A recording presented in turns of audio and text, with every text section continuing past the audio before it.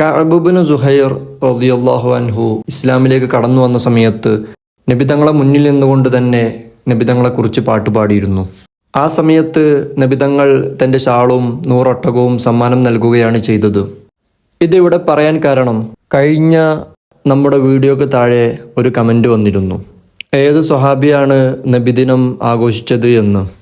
ലോകർക്ക് മുഴുവനും അനുഗ്രഹമായി വന്ന നബിതങ്ങളെ കൊണ്ട് സന്തോഷിക്കുകയാണ് നാമൊക്കെ ചെയ്യുന്നത്. അത് പാട്ടുപാടിയും പ്രസംഗിച്ചും ഭക്ഷണം നൽകിയും അങ്ങനെ തുടങ്ങി എല്ലാ കാര്യങ്ങളെ കൊണ്ടും ചെയ്യാവുന്നതാണ്. ഇതിനെല്ലാം സ്വഹാബികൾ തന്നെ മാതൃകയുമാണ്. പിന്നെന്തുകൊണ്ട് റബീഉൽ അവ്വൽ 12 എന്നൊരു ദിനം മാത്രം ചോദ്യചിഹ്നമായി മാറുന്നത്? കാരണം മുത്തുനബി എന്ന റഹ്മത്ത് കൊണ്ട് നമുക്കെല്ലാ ദിവസവും സന്തോഷിക്കാവുന്നതാണ്. നാം സന്തോഷിക്കുന്നുമുണ്ട്. പക്ഷേ ആ റഹ്മത്ത് നമ്മിലേക്ക് വന്ന ദിവസം റബീഉൽ അവ്വൽ 12 ആയതുകൊണ്ടാണ് നമ്മൾ അന്ന് പ്രത്യേകം സന്തോഷിക്കുന്നത്. ചിന്തിച്ചാൽ മനസ്സിലാവുന്ന കാര്യമേ ഇതൊക്കെയുള്ളൂ.